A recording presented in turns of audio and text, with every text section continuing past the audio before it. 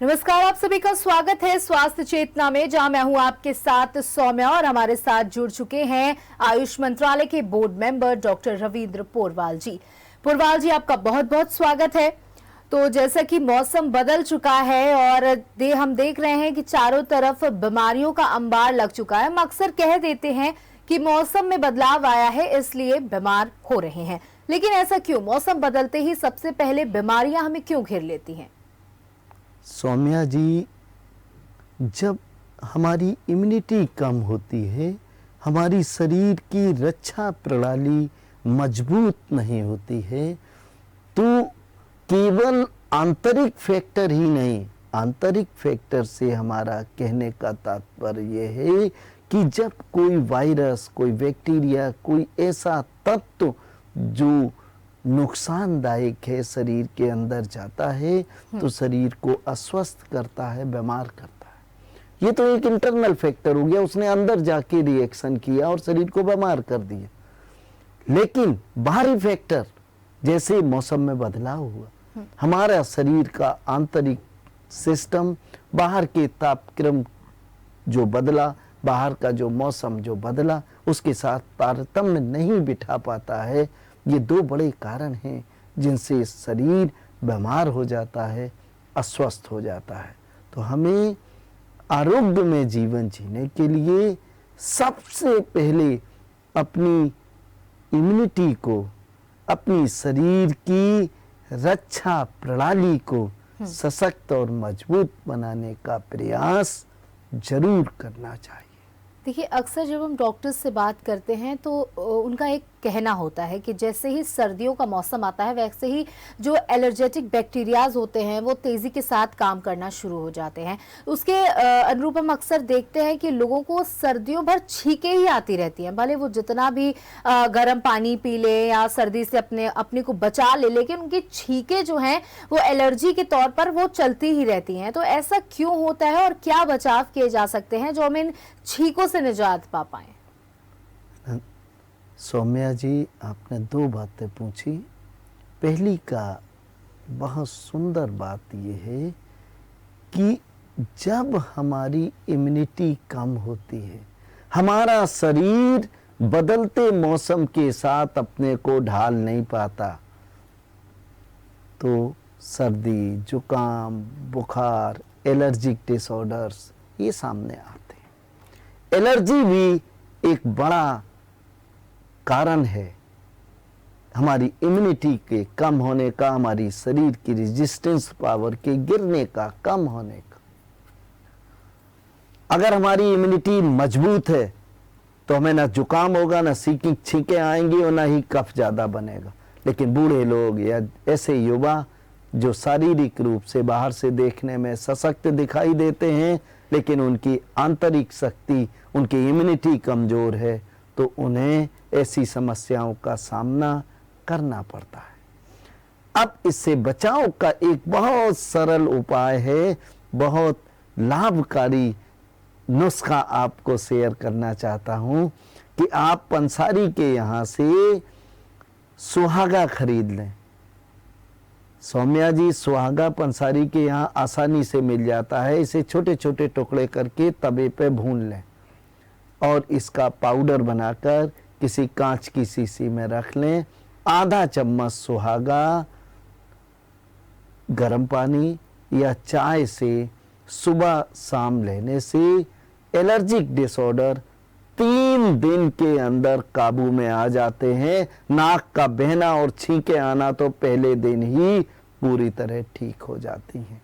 लेकिन जिन लोगों का क्रॉनिक है, बरसों से ऐसे चले आ रहे हैं, सर्दी, गर्मी, बरसात, सब मौसम में छींके मार रहे हैं, जरा सा धुआं लग गया, जरा सा धूल लग गया, वो लोग सुहागे की इस भस्म को गिलोय के शरबत के साथ, गिलोय के काढ़े के साथ सुबह, दोपहर, शाम पिए। ये दिक्कत जड़ से ठीक हो जाएगी।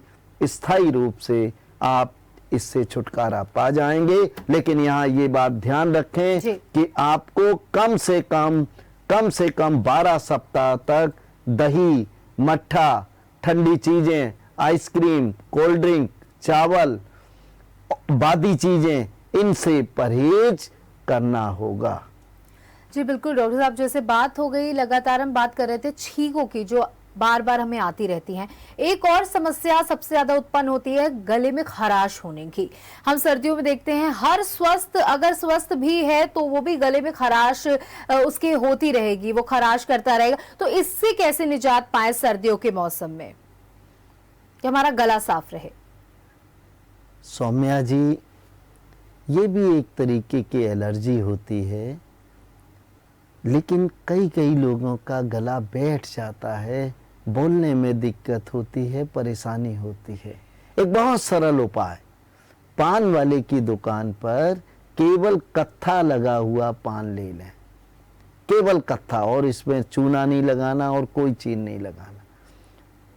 अब ऐसा पान ले आए, फिटकिरी के छोटे छोटे टुकड़े करके तवे पर फुला लें और इसे बारीक पीस के शीशी में रख लें। एक चने के बराबर का फिटकिरी आप कत्था लगे पान में डाल दें और इस पान के रस को धीरे धीरे धीरे धीरे चूसें। इसका रस अंदर जाने दें। लगभग ये पान आधा घंटे के अंदर पूरा तरह खाएं। इसके 1 घंटे तक पानी ना पिएं। ये जादुई चीज है। इसके सेवन करने के बाद काला काला हरा बहुत पुराना पीला कफ निकलता है। जितना सांस नली में जमा होता है कफ, अवशिष्ट पदार्थ, जो धूल धुआं धक्कड़ गया, जो सांस नली में म्यूकस के साथ चिपक गया, ये सब निकल के बाहर आ जाते हैं और हमारी सांस की नली नीट एंड क्लीन हो जाती है। यह प्रयोग दमा के मरीजों के लिए भी हितकारी है, लाभकारी है। जी डॉक्टर साहब, जैसे कि अभी हम देख रहे हैं कि डेंगू का पूरे प्रदेश भर में कितना ज्यादा प्रकोप हो गया है, जहां 10,000 से ज्यादा मामले डेंगू के सामने आ रहे हैं। कानपुर शहर में भी रोजाना 200 से 250 मरीज जो है वो दिन में आ रहे हैं। तो डेंगू से कैसे बचाव किया जाए? क्या कोई आयुर्वेदिक इलाज? सौम्या जी, पहला चीज आपने पूछा बचाव कैसे किया जाए। आप हरा अजवाइन का पत्ता, जो लोग अजवाइन का पत्ता नहीं ढूंढ सकते हैं वो अजवाइन ले लें। बल्कि मैं अपने दर्शकों से एक निवेदन करूंगा, किसी भी गमले में, आपके पास गमले रखने की जगह ना हो तो दोने में थोड़ी सी मिट्टी लें और 20-30 दाने अजवाइन के बो दें। 1 हफ्ते में अजवाइन के पौधे निकल आते हैं, छोटे छोटे पत्ते आ जाते हैं। अजवाइन का पत्ता अगर आपके घर में है तो हानिकारक मच्छर घर के बाहर से लौट जाए, वो समझ जाएगा यहाँ काम की चीज नहीं है, यहाँ से बाहर जाने का है। इतना प्रभावशाली ये है और इसकी खुशबू जहां जहां तक उड़ती है वहां वहां तक मच्छर पनप नहीं सकता। उसकी काटने की क्षमता खत्म हो जाती है। मच्छर दिखाई देगा, आपके शरीर के ऊपर बैठेगा, काट नहीं पाएगा। तो अजवाइन का पत्ता लेकर उसे कड़वे तेल में जला लें और इस तेल को अपने खुले अंगों, विशेषकर पैरों में घुटनों से नीचे अच्छी तरह लगा दें, क्योंकि डेंगू का कारक मच्छर बहुत हाइट तक नहीं उड़ता है, ज्यादातर पीठ, कमर, पैर में काटता है। तो आप इन अंगों में ये तेल लगा लें, वो बैठेगा वही नहीं, आपकी 8 इंच 10 इंच दूर मड़राता रहेगा और लौट जाएगा। बहुत सशक्त उपाय है ये और बिना किसी हानि के। सबसे बड़ा फायदा कि जिनकी स्किन रफ हो जाती है, ड्राई हो जाती है, सर्दी के मौसम में उनकी स्किन चिकना अच्छा हो जाएगा। स्किन की जो सेल्स हैं उनको प्रॉपर न्यूट्रिशन मिलेगा, पानी की मात्रा भरपूर मिलने की क्षमता पैदा हो जाती है। ये इतना जादुई नुस्खा है और सरल नुस्खा है। अब किसी को डेंगू हो गया है तो वो क्या करे? आपने शायद यही प्रश्न पूछा है। जी। तो डेंगू में सबसे पहले प्लेटलेट्स काउंट गिरते हैं।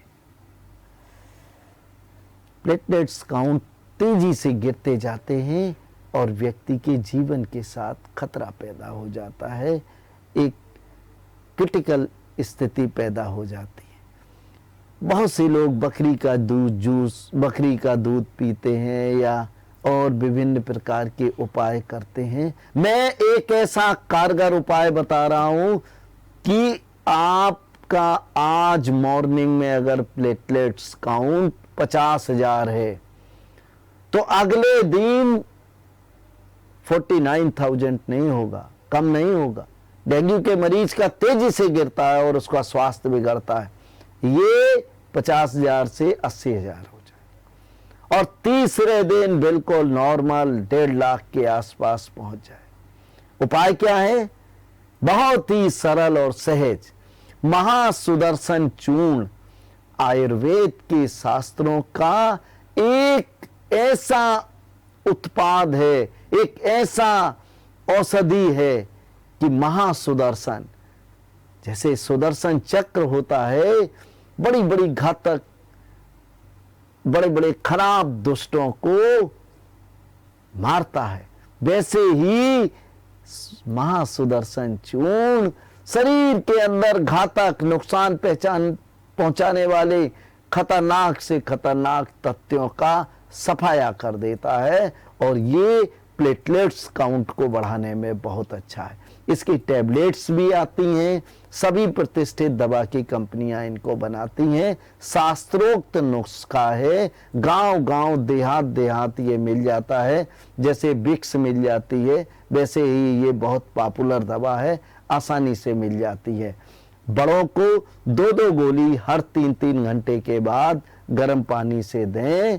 अगर उपलब्ध हो जाए तो गिलोय के काढ़े के साथ दें, तब तो सोने में सुहागा है, अन्यथा केवल गर्म पानी के साथ दे दें, क्योंकि गिलोय इसके योग में मिला हुआ है।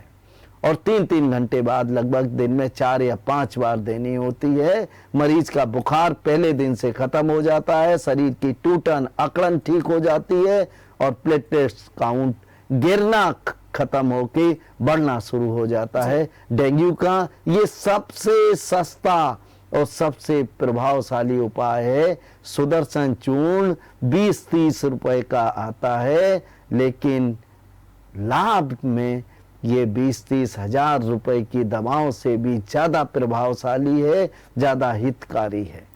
जी बिल्कुल डॉक्टर साहब, बात अब कर लेते हैं मांसपेशियों में दर्द की, क्योंकि जब सर्दियां आती हैं तो शरीर में हवा लगती है। बुजुर्गों में आमतौर पर यह समस्या सर्दी के मौसम में सबसे ज़्यादा देखी जाती है और शरीर में दिन भर दर्द रहता है, घुटनों में दर्द रहता है, पीठ में दर्द रहता है। तो इस मौसम में ऐसे कौन से आयुर्वेदिक इलाज हैं, जड़ी बूटियां हैं जिनसे हम अपने शरीर में जो दर्द पनप रहा है उसे शांत कर सके? सौम्या जी, सर्दी के मौसम में वात विकृत बहुत आसानी से हो जाती है और बूढ़े लोगों को तो ये छोड़ती नहीं है। जैसे बूढ़ों को ठंड नहीं छोड़ती, वैसे ही जब वायु शरीर के आंतरिक अंगों में भर जाती है तो ये दर्द, पीड़ा, खिंचाव पैदा करती है और उनकी रात की नींद तक हर लेती है, नींद पूरी नहीं हो पाती। एक बहुत सरल लेकिन बहुत अच्छा उपाय बताना चाहूँगा ऐसे लोगों को, चाहे वो युवा हो, चाहे वो बच्चे हो, विद्यार्थी हो या फिर सीनियर सिटीजन, सभी के लिए समान रूप से हितकारी। आप अलसी बाजार से ले लें, अलसी को तवे पे भून लें, कढ़ाई में भून लें। 100 ग्राम अलसी, 50 ग्राम अश्वगंधादि चूर्ण।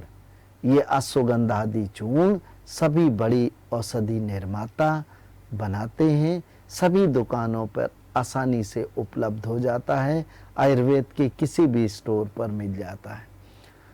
तो 100 ग्राम अगर आपने अलसी के बीजों का पाउडर लिया है तो इसमें 50 ग्राम अश्वगंधा, 50 ग्राम गोंद, भुना हुआ गोंद मिला के इसके लड्डू बना लें गुड़ में और एक लड्डू सुबह और शाम को खाने से मांसपेशियां सशक्त और मजबूत होती हैं। ऐंठन पैरों की, बहुत से लोग ऐसे होते हैं सौम्या जी, रात में रस्सी बांध के सोते हैं पैर में, कोई चुन्नी बांध के महिला सोती है ताकि नींद आ जाए। ये प्रयोग करके तो देखिए, 4 दिन के अंदर ये दिक्कत पूरी तरह ठीक हो जाएगी। लेकिन मेरा अपने दर्शकों से एक विनम्रता पूर्वक निवेदन है कि ये प्रयोग नियमित रूप से करें, पूरी सर्दी करें, होली तक इसको कर लें। खाद्य पदार्थ हैं, कोई नुकसान की चीज नहीं है, फायदा ही फायदा है, बहुत लाभ है। जी बिल्कुल डॉक्टर साहब, हम लगातार चर्चा कर रहे हैं कि मौसम में बदलाव आता है, उसके बाद हमारे शरीर में क्या क्या दिक्कतें उत्पन्न हो जाती हैं। आजकल हम पाचन तंत्र में भी काफ़ी समस्याएं महसूस करते हैं, और सर्दियों में जब ऐसा खान पान भी हो जाता है, लोग ड्राई फ्रूट्स का सेवन ज़्यादा करने लग जाते हैं, मक्के का सेवन ज़्यादा शुरू हो जाता है, हरी सब्जियों का। हालांकि ये सब पौष्टिक है, लेकिन लोगों का आहार जो है वो डबल हो जाता है। कहते नहीं कि सर्दियों में खाना ज़्यादा हो जाता है, तो उसकी वजह से कहीं ना कहीं हमारा पेट जो है वो दिक्कत करने लगता है। तो ऐसी कौन सी चीजें हैं जो इस खाने को सही तरीके से पचाने में हमारी मदद कर सकती हैं? खाना खाने के बाद अगर मोटी सौंफ और थोड़ा सा मिश्री मिला के खा लिया जाए तो सर्दी के मौसम में होने वाली कॉन्स्टिपेशन की समस्या, सर्दी के मौसम में होने वाला गैस्ट्राइटिस या ज़्यादा खाने से होने वाला अपच, ये सब दिक्कतें ठीक हो जाती हैं। लेकिन एक बात यहाँ पर स्पष्ट कर दूं, अगर आप पानी कम पीते, खाना तो ज़्यादा खा रहे हैं, उस खाना को पचाने के लिए भी हमें शरीर के आंतरिक अंगों को भरपूर मात्रा में जल तत्व की ज़रूरत होती है, लेकिन नहीं, लोग पानी बहुत कम पीते हैं। कई लोग तो भूल ही जाते हैं, सर्दी में केवल 1 या 2 गिलास पानी पीते हैं। यह सेहत के लिए बहुत नुकसानदायक है, बहुत ज़्यादा नुकसानदायक है। और जो सर्दियों में कब्ज की स्थिति पैदा होती है, उसका एक बड़ा कारण यही है कि सर्दी में हम पानी कम पीते हैं। तो अगर आपको कॉन्स्टिपेशन की दिक्कत होती है, सर्दियों में होती है, तो आप पानी खूब पिए, दिन भर में 3-4 लीटर पानी पिए, और खाना खाने के बाद मोटी सौंफ और मिश्री मिलाकर खाएं। इसे दिन में 2-3 बार भी खा सकते हैं। आधा घंटा मुंह में रखने के बाद इसका अर्क चूसते रहें और फिर 1 गिलास गुनगुना पानी पीकर इसे निगल लें। बिल्कुल, तो दर्शकों, हम आपको बता रहे हैं लगातार कि कैसे अपने पेट को स्वस्थ रखें, क्योंकि जब अगर आप बाहर भी खाना खाने जाते हैं तो खाना खाने के बाद रेस्टोरेंट में आपको सौंफ और मिश्री ही दी जाती है, तो अपने घर में क्यों ना एक अपने पास भी रखें और खाने के बाद उसका सेवन करें, जिससे आपका पाचन तंत्र बिल्कुल मुस्तैद रहेगा। तो यहाँ रुकेंगे एक छोटे से ब्रेक के लिए, क्योंकि ब्रेक के बाद भी होनी है काफी महत्वपूर्ण। ब्रेक के बाद आपका स्वागत है, और लगातार हम चर्चा कर रहे हैं आपकी सेहत की, कि कैसे आप बुरी चीजों से अपने आप को बचा सके, साथ ही ये जो मौसम बदला है कैसे अपने आप को सुरक्षित रख सके। तो डॉक्टर साहब, अभी ब्रेक से पहले हमने चर्चा की थी कि कैसे हम अपने पाचन तंत्र को, अपने पेट को स्वस्थ रख सकते हैं। अब बात कर, क्योंकि गर्मियों का मौसम जाता है, हमारी आदत पड़ जाती है बर्फ का पानी पीने की, ठंडा पानी पीने की, आइसक्रीम खाने की। वो आदत जो है सर्दी आने के बाद से भी हमसे छूट नहीं पाती है, तो उसकी वजह से हम अपने तरफ काफी बीमारियों को बुला लेते हैं, खुद ही जाकर के बीमारियों को इनविटेशन दे आते हैं कि आइए भाई हमारे शरीर में विराजमान हो जाइए। तो कैसे इस तरीके से हम आइसक्रीम, कोल्ड ड्रिंक और ठंडा पानी छोड़ें, और अगर हम नहीं छोड़ पा रहे हैं तो किन किन बीमारियों के लिए तैयार रहें? सौम्या जी, अगर हम यह जानते हुए भी कि यह स्टेप हमारी सेहत के लिए नुकसानदायक है और हम ऐसा कार्य करते जा रहे हैं, तो निश्चित रूप से ये बुद्धिमत्तापूर्ण कार्य नहीं है। सर्दी के मौसम में जहाँ वातावरण सर्द होता है, हमारा शरीर बाहर के वातावरण से लड़ने के लिए, बाहर के वातावरण से की जो ठंडक है उससे शरीर की रक्षा करने के लिए शरीर को गर्म रखने की कोशिश करता है, गर्म करने का प्रयास रखता है ताकि शरीर बीमार ना हो। हम लोग स्वेटर डाल के रखते हैं प्राकृतिक रूप से, जो बाहर ठंड है उससे शरीर की रक्षा कर सके, लेकिन हम उल्टा उपाय करने लगे। शरीर उसको गर्म कर रहा है आंतरिक अंगों को, और हम आइसक्रीम से ठंडा कर रहे हैं, शीतलता दे रहे हैं, कोल्ड ड्रिंक पी रहे हैं, ठंडा पानी पी रहे हैं। ऐसी स्थिति में हमारे शरीर के आंतरिक अंगों, विशेषकर हृदय, फेफड़े, संपूर्ण पाचन तंत्र, इन पर बहुत बुरा असर होता है और हार्मोनल सिस्टम डिस्टर्ब हो जाता है। महिलाओं को पीसीओडी, पीसीओएस जैसी समस्याएं पैदा हो जाती हैं। वो कहते हैं हम संयमित जीवन जी रहे तब ये दिक्कत क्यों हो गई, लेकिन जब उनकी गहराई से वार्ता करूं, गहराई से एक चिकित्सक जब उनके दिनचर्या की जानकारी करता है तब वह बताता है कि आपने ये उपाय किए। पुरुषों में विभिन्न प्रकार के हार्मोनल डिसबैलेंस हो जाते हैं, उनकी वैवाहिक स्थिति गड़बड़ हो जाती है। इसलिए हमें हमेशा ऐसे तथ्यों को जो हमारी सेहत के लिए नुकसानदायक हैं उनसे बचना चाहिए। उनसे अपने दूरी बनाकर ही आप स्वस्थ जीवन जी सकें। बिल्कुल पुरवाल जी, जैसे कि अस्थमा के पेशेंट्स भी काफ़ी ज़्यादा बढ़ जाते हैं और जो पेशेंट होते हैं उनको समस्या भी बढ़ जाती है जैसे ही सर्दी का मौसम आता है, तो उस दौरान उन पेशेंट्स को कैसे अपने आप को बचाना चाहिए, कौन से उपाय हैं जो उनके लिए बेहतर हो सकते हैं? सौम्या जी, सबसे पहले योग की क्रियाओं में एक महत्वपूर्ण प्राणायाम है सूर्य भेदी प्राणायाम। सूर्य भेदी प्राणायाम शरीर के अंदर गर्मी पैदा करने वाला प्राणायाम है।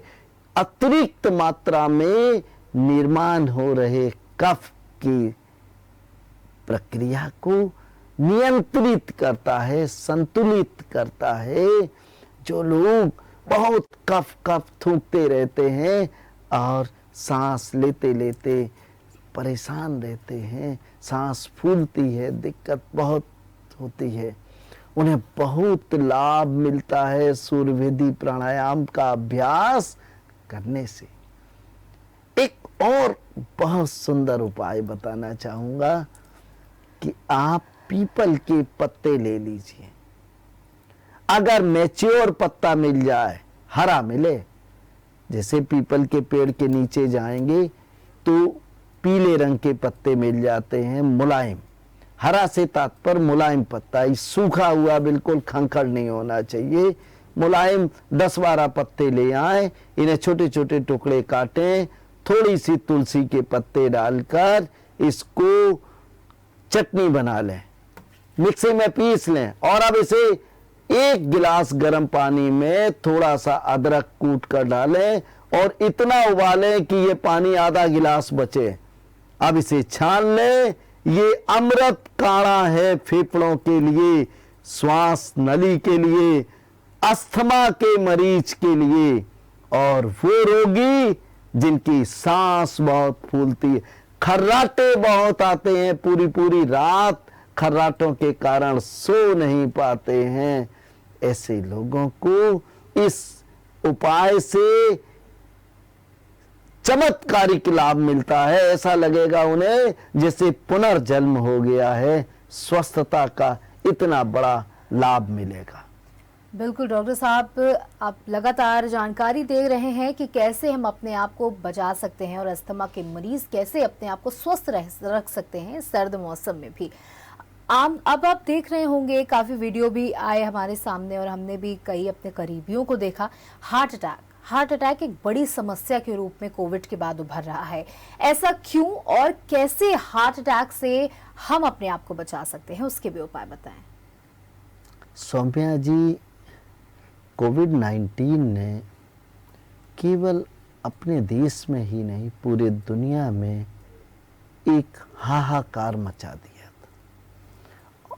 सबसे बड़ा बात, आम मरीज के अंदर तो भय था ही, आम जनता के अंदर तो भय था ही। प्राण की रक्षा कैसे हो, ये बड़ा प्रश्न खड़ा हो गया था एक एक नागरिकों के सामने। लेकिन उससे भी खराब स्थिति ये थी कि इस वायरस से लड़ने के लिए हमारे पास प्रशिक्षित डॉक्टर्स नहीं थे। डॉक्टर अपना कॉन्फिडेंस खो रहे थे, उन्हें ये भरोसा नहीं हो रहा था कि कौन सी दवा क्या लाभ करेगी और कैसे ठीक हो। इस क्रम में हमारी कर्मयोगी चिकित्सकों ने, डॉक्टर्स ने अपनी जान की बाजी लगाकर भी अपने बुद्धि और विवेक से अच्छा उपचार किया, हाई एंटीबायोटिक्स दी और लोगों के प्राण की रक्षा की, क्योंकि ये बहुत खतरनाक और बहुत सातिर किस्म का वायरस था। तो प्राणों की रक्षा तो डॉक्टर्स की कृपा से हो गई, लेकिन हाई एंटीबायोटिक्स के कारण हार्ट, लंग्स, किडनी, बोन्स और मसल्स पर बहुत बुरा असर पड़ा। इम्यूनिटी बहुत कम हुई। अब बदलते मौसम में, सर्दी के मौसम में जब हमारी कोशिकाएं अकड़ने लगती हैं, कोशिका सेल्स अकड़ने लगती हैं, ऐसी स्थिति में ठंड का जब मार ज्यादा होती है तो हृदय पर बुरा असर होता है और सर्दियों में बूढ़े लोगों के साथ बहुत बार कार्डियक अरेस्ट की स्थिति पैदा हो जाती है। लेकिन कोविड के बाद तो बूढ़े ही नहीं, युवाओं और जवानों के साथ ये स्थिति हो रही है। तो इस स्थिति में जब कोविड के इन्फेक्शन के बाद शरीर आंतरिक कमजोर है, इम्यूनिटी कम है, तो ऐसे समय सर्दी के मौसम में हमें सजगता रखनी होगी। हमें अपने आप को बचाव के लिए तैयार रखना होगा। और बचाव के उपाय भी बता दें कि आप 10 मिलीलीटर 10 ml माने 2 चाय के चम्मच तुलसी की पत्ती का रस। यहाँ सौम्या जी एक बात और बता दें कि तुलसी कोई भी हो, काली, श्यामा, रामा, सब हितकारी हैं, सब लाभकारी हैं, क्योंकि बहुत टेक्निकलिटी में वो काम हो नहीं पाता। जैसे एक भ्रांति पैदा कर दी है कि एलोवेरा इतने प्रकार का होता है और ये तो औषधि नहीं है, ये नहीं, क्योंकि दवा की कंपनियों को अपना एलोवेरा का जूस बेचना है। मैं कहता हूं जिस भी किस्म का, कड़वा है चाहे मीठा हो चाहे कसैला हो, सबके औषधि गुण है। बस जीभ के टेस्ट को छोड़ के चलो। हम टेस्ट के लिए वो चीज का सेवन नहीं कर रहे हैं, हम स्वाद के लिए सेवन नहीं कर रहे हैं, हम स्वास्थ्य के लिए उसका सेवन कर रहे हैं। इस बात को हमेशा ध्यान में रखें। अब हार्ट को ताकत देने के लिए, शरीर की गर्मी को बनाए रखने के लिए, शरीर की इम्यूनिटी को मेंटेन करने के लिए 10 ml तुलसी की पत्ती का रस, 10 ml अदरक का रस, इन दोनों को मिला के गर्म कर लीजिए। एक हल्का सा खौल आ जाए, फिर इसमें शहद मिलाकर गुनगुना गुनगुना चाट लीजिए और फिर 1 घंटे तक नहाइए नहीं, 1 घंटे तक पानी ना पीजिए। पानी पीने की बहुत इच्छा हो तो उबलता गर्म पानी घूंट घूंट करके 1 कप पी सकते हैं। इसके 1 घंटे बाद ही आप नहाएं या पानी का काम करें या कोई चीज का सेवन करें। आप आराम से बैठ सकते हैं, न्यूज़पेपर पढ़ सकते हैं, टीवी देख सकते हैं, अपना घर का काम कर सकते हैं, कोई असुविधा नहीं है। बस गीले पानी के काम को अवॉइड करना चाहिए। ये उपाय करने से आप हृदय को ताकत देते हैं। इंजन को जब शक्ति मिलती है, ताकत मिलती है, उसकी सेल्स, उसकी कोशिकाएं मजबूत होती हैं, तो फिर हार्ट अटैक की, कार्डियक फेलियर की संभावना बहुत कम हो जाती है। बिल्कुल डॉक्टर साहब, लगातार आपने बहुत अच्छी बात बताई कि जो भ्रांति फैला दी गई है एलोवेरा जैसी चीज़ को लेकर के कि ये एलोवेरा कड़वा होता है, इसे नहीं खाना चाहिए, ये मीठा होता है तो ये अच्छा है, तो क्योंकि कंपनियों को अपना प्रोडक्ट बेचना है।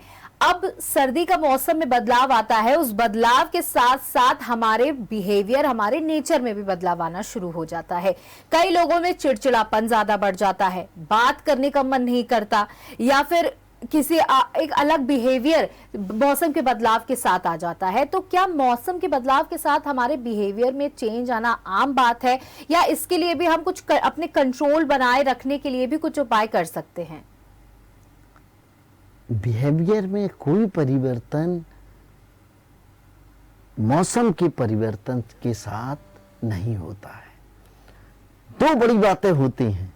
सर्दी के मौसम में बहुत सुंदर सुंदर सब्जियां आती हैं। लोग इन सब्जियों को तले और फ्राइड फॉर्म में भरपूर मात्रा में खाते हैं। मूली के पराठे खा रहे हैं, गाजर का हलवा खूब खा रहे हैं, आलू का पराठा खा रहे हैं, पनीर के परोठे, पनीर के पकौड़े खा रहे हैं, और भी दुनिया भर की तली और फ्राइड चीज़ों का भरपूर मात्रा में सेवन कर रहे हैं। इनको पचाने के लिए हमारी डाइजेस्टिव ग्लैंड्स को अतिरिक्त मेहनत करनी पड़ती है और अतिरिक्त मात्रा में डाइजेस्टिव जूसेस का सिक्रीशन करना पड़ता है, ताकि उस रिच डाइट को आसानी से डाइजेस्ट कर सके।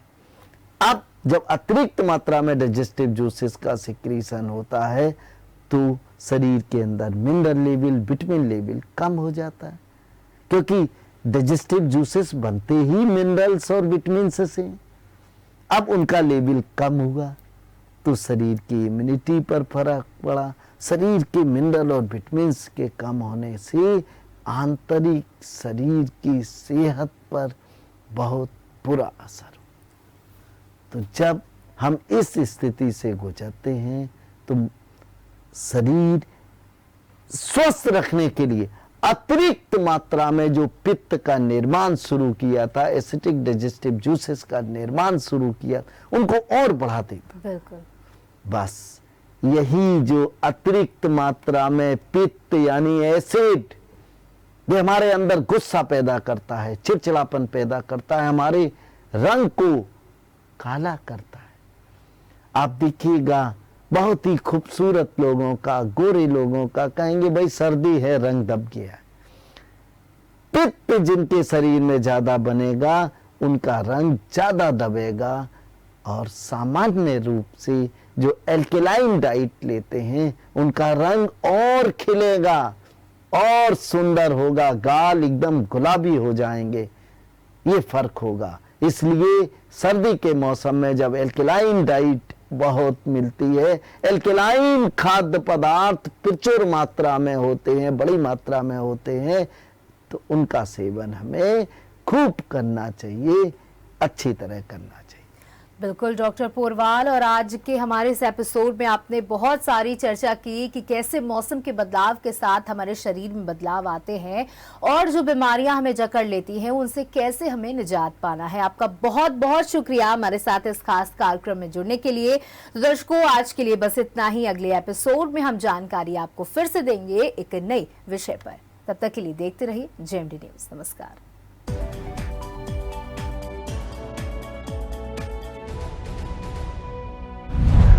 अगर आपको हमारा वीडियो पसंद आया हो तो हमें लाइक करें, सब्सक्राइब करें और ज्यादा से ज्यादा शेयर करें, और हाँ, बेल आइकॉन दबाना ना भूलें ताकि हर खबर का अपडेट आप तक पहुंचे तुरंत। आप हमें इंस्टा, ट्विटर और फेसबुक पर भी फॉलो कर सकते हैं। हमारी आईडी है @JMD News Flash।